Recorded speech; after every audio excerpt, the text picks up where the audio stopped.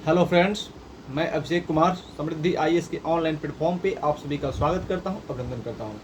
दोस्तों, NIOS grade के अभ्यर्थियों के लिए एक बहुत ही इंपॉर्टेंट सूचना मैं लेकर के आया हूं। जो 14 से 14.5 लाख अभ्यर्थी जो लगातार निराश और हताश चल रहे थे कि उनकी मान्यता को लेकर के क्या होगा, उनके लिए एक बड़ा अपडेट जो है दोस्तों मैं लेकर के आया हूँ। पिछले 2 दिन से जो है दोस्तों आप सभी को पता है कि सुप्रीम कोर्ट से जो है एक अच्छी खबर आई है, यानी यूँ कह सकते हैं कि एनआईओएस ग्रेड के अभ्यर्थियों को एक खुशखबरी मिली है। खुशखबरी ये कि उनका जो ट्रांसफ़र पिटीशन था वो सुप्रीम कोर्ट में एक्सेप्ट कर लिया गया है।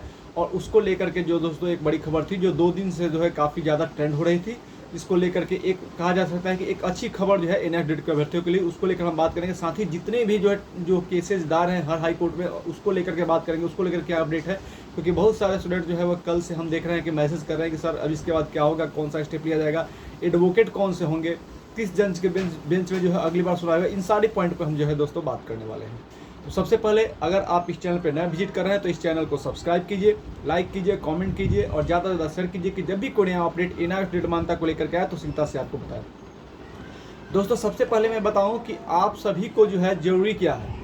आप सभी को पहले मैं बताऊं कि एनआईओएस ग्रेड में Akhilesh Singh Chauhan versus union state of Uttar Pradesh का जो केस था, उसका ट्रांसफर पिटीशन सुप्रीम कोर्ट में ले जाया गया था और उसको एक्सेप्ट कर लिया गया है। तो ये सुप्रीम कोर्ट से एक बड़ी खुशखबरी जो है दोस्तों आई है एनआईओएस ग्रेड के अभ्यर्थियों के लिए। लेकिन अब इसके बाद क्या होगा, क्योंकि वहाँ पे मनदीप कालरा सर जो एडवोकेट थे उन्होंने बताया था कि अब जो है सुप्रीम कोर्ट ने स्टे लगा दिया है कि किसी भी हाई कोर्ट में अगर कोई ट्रांसफर पिटीशन दायर है जो कि हाई कोर्ट से सीधे सुप्रीम कोर्ट ले जाने के लिए, तो उस पर स्टे लगा दिया गया कि अब सारे केसेस की जो सुनवाई होगी ट्रांसफर पिटीशन की वो जो है सुप्रीम कोर्ट में होगी।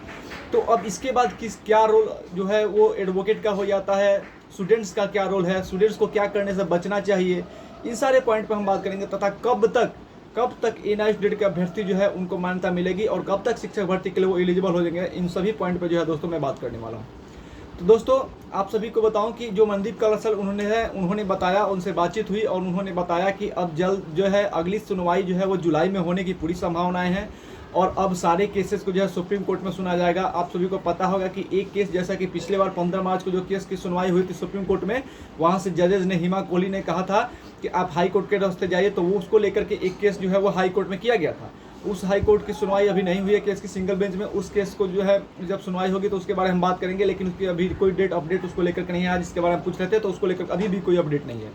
दूसरा दोस्तों, इसमें बहुत सारे लोगों का जो है योगदान है, जैसे कि विश्वनाथ जी हैं, अखिलेश सिंह चौहान जी हैं, ऐसे बहुत सारे लोग जो है वो लगातार प्रयास करें। उत्तर प्रदेश के हमारे साथी हैं, हमारे कोलकाता के साथी हैं, वेस्ट बंगाल के, ये सारे साथी जो है मिल करके केस लड़ रहे हैं। कोई उत्तराखंड से है, तो ये सारे जो है अभ्यर्थी एक साथ मिलकर के केस लड़ रहे हैं। कुछ लोग रिव्यू पिटीशन को लेकर के गए थे, कुछ लोग ट्रांसफर पिटीशन को लेकर के। तो मैं इन सारे अभ्यर्थियों से कहना चाहता हूं कि देखिए, अब समय आ गया है कि आप सभी को एकजुट होना होगा और एक साथ होकर के जो है लड़ाई लड़नी होगी। क्योंकि अगर एक साथ आप लड़ाई लड़ते हैं तो फिर कोर्ट जो है आपकी बातों को सुनेगा और वहाँ पे एक बेहतर एडवोकेट को रखना होगा। क्योंकि अब इम्पोर्टेंट ये हो जाता है कि आप अपनी बातों को किस तरह से सुप्रीम कोर्ट के समक्ष रखते हैं। आपकी जो क्लैरिटी है, आपकी जो आपके साथ जो गलत हुआ है, उन सारे बातों को पॉइंट टू पॉइंट कोर्ट के सामने अब रखना है और एक अच्छे एडवोकेट को रखना होगा। इंपॉर्टेंट है कि एडवोकेट अच्छा हो, क्योंकि अब एडवोकेट ही वो है जो आपके और कोर्ट के बीच का जो है वो माध्यम है, वो मीडियम है। एडवोकेट ही वो मीडियम है जो कोर्ट की आपकी बातों को समझाएगा। क्योंकि आप एकदम सही हैं, लेकिन अगर आप अपनी बात को कोर्ट के सामने बेहतर तरीके से नहीं रखेंगे तो फिर जो है निराशा हाथ लगने वाली है। तो दोस्तों, मैं यही चाहता हूं कि एक अच्छे एडवोकेट रख करके आप सभी जो है बेहतर तरीके से अपनी बात को रखें। क्योंकि अगर कोर्ट के सामने आप बेहतर तरीके से अपने, एडवोकेट का रोल सबसे अहम है, तो उस बढ़िया से एडवोकेट अगर अपनी बात को सुप्रीम कोर्ट के समक्ष रखता है तो मुझे पूरी उम्मीद है कि एनआईओएस ग्रेड के अभ्यर्थी को जो है न्याय मिलेगा। जैसा कि आप सभी को पता है कि बिहार में बीपीएससी टीआरई 1 में जो है एनआईओएस ग्रेड को मौका मिला था। साथ ही उसका जब सप्लीमेंट्री रिजल्ट आया तो वहाँ से उसको बाहर कर दिया गया था। तो इन सभी बातों को रखना होगा, कहना होगा कि देखिए, हमें जो है घर से निकाल करके जो है एनआईओएस से डिलीट कराया गया। उस समय हमें नहीं कहा गया कि आपको शिक्षक भर्ती में मौका नहीं मिलेगा, और इसको लेकर के जब भर्ती हुई तो हम लोग टीआरई 1 में भाग भी लिए, लेकिन उसके बाद से जो इसको बाहर किया गया है। तो इस सारे मुद्दों को बेहतर तरीके से जब तक आप जजेस के सामने नहीं रखेंगे तो आपको जो है वहाँ से दिक्कतें हो सकती है। लेकिन मैं आप सभी को कहूंगा कि आप सभी अब एकजुट हो जाए, सारे एनआईओएस ग्रेड के अभ्यर्थी एकजुट होकर के कोर्ट में अपनी बातों को रखें और बेहतर तरीके से रखें। साथ ही एक चीज़ से बचना है, इसमें बहुत सारे लोग ऐसे हैं जो फंडिंग के लिए आपको कॉल कर रहे हैं, मैसेज कर रहे हैं, लेकिन इससे आपको बचना होगा। किसी भी अनजान व्यक्ति को फंडिंग करने से बचे और अपनी लड़ाई बेहतर तरीके से लड़े और सोच समझ के कोई कार्य करना है। सारे पहलुओं पर जांच करने के बाद ही आपको आगे बढ़ना है, आपको हर चीज़ करनी है। किसी भी अनजान व्यक्ति के फंडिंग की अगर बात होती है तो उसको इग्नोर करने का काम करें और अपने बेहतर तरीके से इसको लेकर के आप सोचें, आप समझें कि कौन व्यक्ति अच्छा है, उसके साथ आप आगे बढ़ें और अपना काम करें।